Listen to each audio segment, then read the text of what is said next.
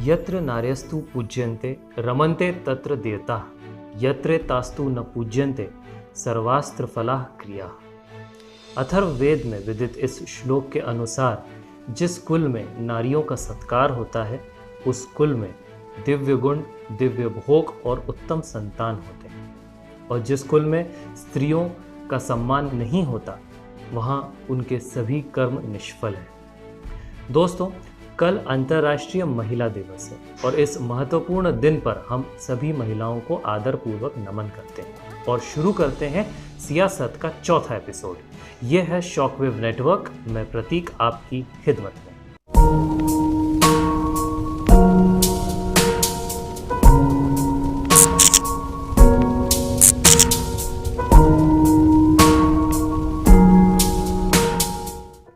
दोस्तों, सन 2021 के इस महिला दिवस की थीम है चूज टू चैलेंज, और आज हम सियासत के ऐसे ही एक वाक़ये को याद करेंगे जहां एक महिला ने एक मुश्किल चुनौती को स्वीकार करके अपने दृढ़ संकल्प से देश के सबसे बड़े राजनीतिक उलटफेर को अंजाम दिया। ये कहानी है भारत के सियासी राजवंश के राजकुमार और उनके विरुद्ध एक फास्ट फूड जॉइंट में काम कर चुकी पूर्व टीवी अभिनेत्री और एक सामान्य परिवार की बेटी के बीच हुई चुनावी जंग की। यह कहानी है the great war of Amethi की।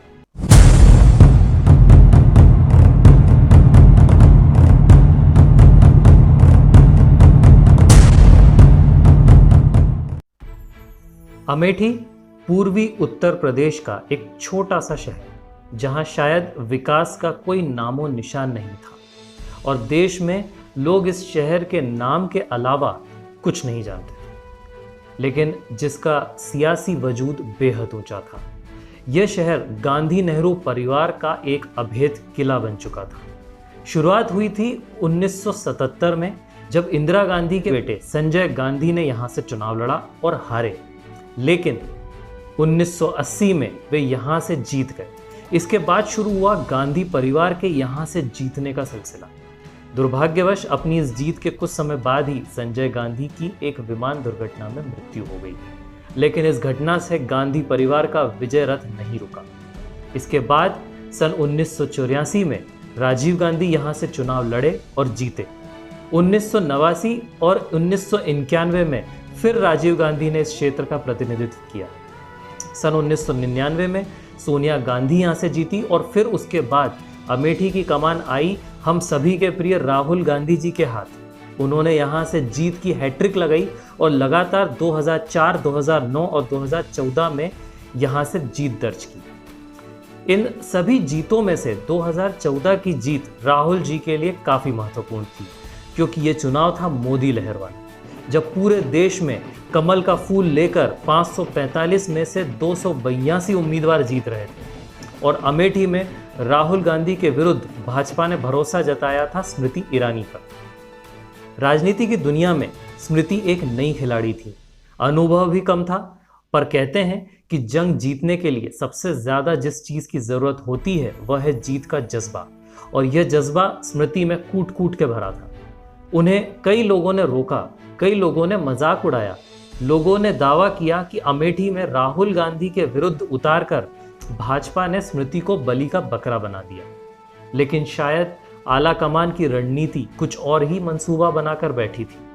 स्मृति ईरानी के लिए अमेठी की दुनिया नई थी, लेकिन उन्होंने अपनी लगन से वहां काम किया और लोगों में अपनी उपस्थिति दर्ज कराई। सन 2014 के चुनाव में परिणामों वाले दिन जब रुझान आने शुरू हुए थे तो हालत किसी रोमांचक मैच जैसे हो गए थे। स्मृति आगे चल रही थी और लोगों ने यह सोच लिया था कि राहुल को अपने करियर की पहली हार मिलने वाली, लेकिन मतगणना पूरी होते होते राहुल एक धीमी गति के साथ स्मृति से आगे निकल गए और स्मृति एक बड़े रोचक मुकाबले में 1 लाख वोटों से पीछे रहे।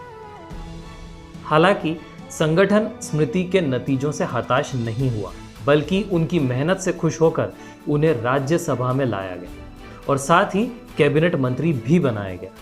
अब राहुल के साथ वे भी एक सांसद थी। बहरहाल 2014 के अमेठी परिणाम कई मामलों में एक सीख देने वाले बन गए। स्मृति के लिए भी और राहुल के लिए भी। राहुल को सीख मिली कि कोई भी संसदीय क्षेत्र किसी परिवार या पार्टी की जागीर नहीं और जनता को वही उम्मीदवार पसंद आएगा जो जनता के बीच जाकर काम करेगा। अमेठी की जनता ने फिर राहुल को मौका दिया था, लेकिन एक हल्की सी चेतावनी के साथ। वहीं स्मृति को सीख मिली कि शायद उन्हें इस क्षेत्र में और मेहनत करने की आवश्यकता है। उन्हें यह जानने की जरूरत थी कि जिस नेता के साथ उनका मुकाबला है वह किसी मामूली पृष्ठभूमि से नहीं, अपितु एक विशाल विरासत को चुनाव में लेकर उतरता है। ऐसे में स्मृति को अपनी जमीन बेहद मजबूत करने की दरकार थी। उन्हें अपनी शख्सियत, अपने काम और सेवा भाव को लोगों के मन मस्तिष्क तक पहुंचाना था, जिससे कि लोग गांधी परिवार के मुंह से निकलकर उन्हें एक मौका दें। स्मृति ने इस बात को समझा और अपनी हार के 1 महीने बाद वे फिर अमेठी लौटी और इस बार उन्होंने अपने आप को पूरी निष्ठा के साथ अमेठी की सेवा में झोंक दिया। अमेठी की जनता भोली और भावुक अवश्य थी, परंतु उनकी राजनीतिक समझ कहीं से भी कम नहीं थी। उन्होंने स्मृति के निश्चल चरित्र को समझा और हार के बावजूद अपने क्षेत्र में उनके द्वारा किए गए सेवा कर्म को मान लिया। स्मृति ने अमेठी का संसदीय प्रतिनिधित्व न होते हुए भी उस क्षेत्र के लिए काफी कुछ किया। उन्होंने अमेठी की ऑर्डिनेंस फैक्ट्री का सपना साकार करते हुए वहां भारत और रूस की AK-203 राइफल के निर्माण का रास्ता साफ कर दिया। इसके साथ ही अमेठी के रेलवे स्टेशन पर आरक्षण ऑफिस की व्यवस्था और साथ ही अमेठी वाराणसी रेल लाइन के विद्युतीकरण का काम भी करा दिया। इन कामों के लिए उन्होंने प्रधानमंत्री मोदी, मुख्यमंत्री योगी और रेल मंत्री का सहयोग मांगा था। पर अंततः जहां चाह वहां राह की तर्ज पर स्मृति अपनी मेहनत से अमेठी को कई छोटी बड़ी सौगातें देने में सफल हुई। और फिर बारी आई 2019 के चुनाव। स्मृति ने तो पिछले चुनाव से काफी कुछ सीखा था और उसी के बदौलत वो फिर एक बार राहुल के समक्ष खड़ी हुई। लेकिन गांधी परिवार अपने पिछले चुनाव से ज्यादा कुछ सीख नहीं पाया था और 5 साल बाद वे एक बड़े अजीबोगरीब हालात से जूझते हुए चुनाव लड़े। कई लोगों को बड़ी हैरानी हुई कि अमेठी में 2019 के चुनाव प्रचार में राहुल से ज्यादा प्रियंका को पार्टी ने आगे रखा। साथ ही राहुल को अमेठी के अलावा दूर केरल के वायनाड से भी नामांकन भरा दिया।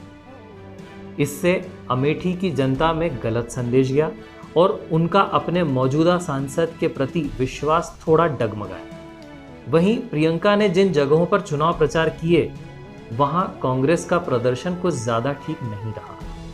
ऐसे ही अमेठी में प्रचार के दौरान जब किसी पत्रकार ने प्रियंका से स्मृति के बारे में सवाल किया तो उनका जवाब काफी हैरान करने वाला था। सुनिए उन्होंने क्या कहा था। Irani has again hit back at Gandhi. Who? Smriti Irani. Oh. Irani has again hit back at Gandhi. Who? Smriti Irani. Oh. तो रिपोर्टर ने प्रियंका से पूछा कि स्मृति एक बार फिर राहुल के सामने खड़ी हुई, तो प्रियंका ने खिलखिलाकर जवाब दिया कि स्मृति कौन। खैर यह तंज कांग्रेस पर उल्टा पड़ गया और अमेठी की जनता ने करीब 55,000 वोटों से स्मृति को जिता दिया। यह सही बात है कि राहुल ने न 2014 की अपनी जीत से कुछ सीखा और न ही 2019 की हार से, वरना वे केरल में जाकर उत्तर भारतीयों का अपमान नहीं करते। और यह देखने वाली बात होगी कि अब तक क्या वे वायनाड की जनता के दिल में अपनी जगह बना पाए हैं या नहीं, क्योंकि शायद अमेठी में राहुल अब दोबारा खड़े होने की हिम्मत न जुटा पाए। तो दोस्तों, महिला दिवस पर यह थी कहानी सियासत की, दुनिया में गर्ल पावर की धुआंधार जीत की। हम सभी ने देखा कि किस तरह एक पहाड़ सा लगने वाला लक्ष्य स्मृति ईरानी जैसी दृढ़ संकल्पित महिला ने पार किया। हम सभी को इससे काफ़ी कुछ सीखने को मिलता है। आपको याद होगा कि किस तरह स्मृति के साथ चुनाव में काम करने वाले प्रधान सुरेंद्र सिंह की गोली मारकर हत्या हुई थी और स्मृति ने उनकी अर्थी को कंधा दिया था। स्मृति जी ने हम सभी को यह बताया कि भारत देश में अगर आप कोई मुकाम हासिल करना चाहें तो कोई फर्क नहीं पड़ता कि आप पुरुष हैं या महिला, और ना ही इससे कोई फर्क पड़ता है कि आप बहुसंख्यक हैं या अल्पसंख्यक। स्मृति एक माइक्रो माइनॉरिटी से आती है और जो कुछ उन्होंने हासिल किया वह प्रेरणादायक है। आप में सिर्फ जज्बा होना चाहिए अपने लक्ष्य के प्रति, और मेहनत से आप अपने सपनों को पूरा कर सकते हैं। आपको यह एपिसोड कैसा लगा ये ज़रूर बताइएगा। आप हमसे फेसबुक, इंस्टाग्राम और ट्विटर पर जुड़ सकते हैं। हमें मेल पर अपने संदेश भी भेज सकते हैं या यूट्यूब पर अपने कमेंट्स लिख सकते हैं। आपकी शिकायतें या सुझाव हम तक ज़रूर पहुंचाएं और इस चैनल को ज़रूर सब्सक्राइब करें और बेल आइकन पर क्लिक करें ताकि हमारे हर वीडियो की आप तक खबर पहुंच सके। आप जुड़े रहिए शॉकवेव नेटवर्क के साथ और देखते रहिए सियासत मेरे यानी प्रतीक के साथ। धन्यवाद। जय हिंद।